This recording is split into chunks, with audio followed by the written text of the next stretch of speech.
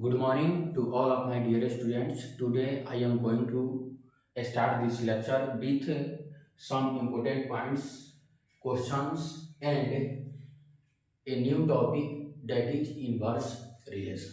तो इस लेक्चर में हम लोगों को सम इम्पोर्टेंट पॉइंट्स एक सवाल को करना है और इन्वर्स रिलेशन के बारे में पढ़ना है। तो पहला सवाल इम्पोर्टेंट पॉइंट में क्या है? पहला, इम्पिटी रिलेशन को फाई से डिनोट किया जाता है, यानी फाई को इम्पिटी रिलेशन कहा जाता है। उसके बाद यूनिवर्सल रिलेशन क्या होता है? ए क्रॉस बी को दो सेट के लिए ए क्रॉस बी को यूनिवर्सल रिलेशन कहा जाता है। यूनिवर्सल रिलेशन हो गया ए क्रॉस बी। उसके बाद है domain as well as range of empty relation is phi, यानी इम्पिटी रिलेशन के लिए डोमेन और रेंज दोनों क्या होता है? फाई ही होता है। इम्पिटी रिलेशन के लिए डोमेन और रेंज दोनों फाई होता है।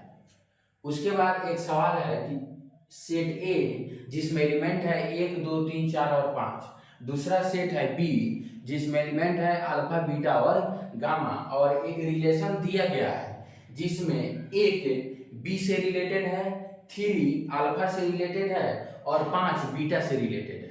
ठीक, तो हम लोग को इस रिलेशन का डोमेन बताना है। तो डोमेन क्या होता है? सेट ए का वह एलिमेंट जो सेट बी के एलिमेंट से रिलेटेड होता है।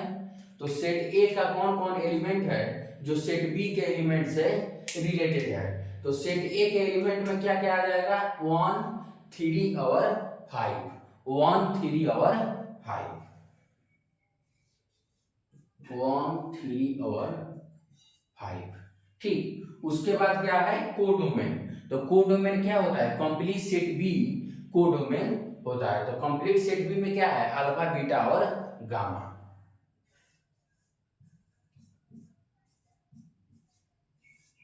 उसके बाद है रेंज। रेंज क्या होता है? सेट बी का वह एलिमेंट जो ए से रिलेटेड होता है। तो सेट बी का एलिमेंट कौन है? बीटा अल्फा और बीटा, यानी अल्फा और बीटा एलिमेंट है सेट बी के जो सेट ए के एलिमेंट से क्या है? कोरिलेटेड है।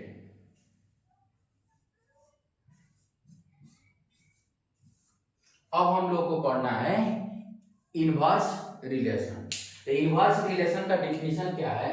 If a relation R is defined from set A to set B, यदि कोई रिलेशन जो सेट ए से सेट बी तक डिफाइंड है, then inverse relation would be defined from set B to set A, यानी यदि कोई रिलेशन दिया गया है और वह रिलेशन सेट ए से सेट बी तक डिफाइंड है, तो inverse relation set B to set A तक डिफाइंड होगा। ठीक, उसके बाद जैसे अगर कोई रिलेशन दिया रहता है, ये तो लैंग्वेज था, अब हम सिंबॉलिकली कैसे देखेंगे।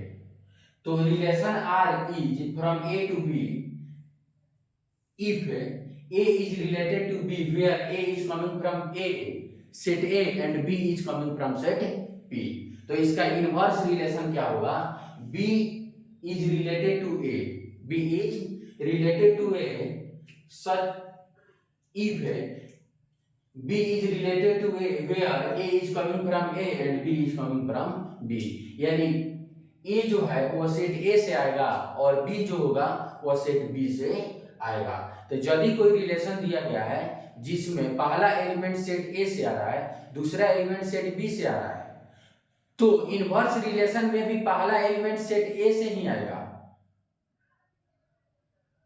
यानी ए एलिमेंट सेट ए से ही आएगा, बी एलिमेंट सेट बी से ही आएगा, लेकिन उसके ऑर्डर को हम लोग क्या कर देंगे? चेंज करेंगे। यानी अगर इस रिलेशन में ए सेट ए से आ रहा है, बी सेट बी से आ रहा है, तो इस रिलेशन में भी ए जो होगा वह सेट ए का ही एलिमेंट होगा, बी जो होगा वह भी सेट बी का ही एलिमेंट होगा, लेकिन इनवर्स रिलेशन लिखते टाइम हम क्या करेंगे? उसके ऑर्डर को चेंज कर देंगे, ऑर्डर को चेंज कर देंगे। तो इसका मतलब यह भी हुआ कि पहला एलिमेंट जो होगा वह सेट बी से आएगा और दूसरा एलिमेंट जो होगा वह सेट ए से आएगा। उसके बाद domain of relation is equal to range of inverse relation R, यानी यदि कोई रिलेशन दिया गया है और उस जो डोमेन है, तो डोमेन उस इनवर्स रिलेशन का रेंज बन जाता है। Range of relation R is domain of relation R inverse. R inverse relation का डोमेन रिलेशन आर के रेंज के बराबर होता है। अब इनवर्स रिलेशन को कैसे रिप्रेजेंट किया जाता है, तो inverse relation R is equal to, जिसमें एलिमेंट आ रहा है बी कोमा ए टाइप के एलिमेंट आ रहा है, यदि A comma B relation R में एलिमेंट आ रहा है, यदि ए कोमा बी टाइप के एलिमेंट रिलेशन आर में आ रहा है, तो इसका इनवर्स रिलेशन आर में बी कोमा ए टाइप के एलिमेंट आएंगे।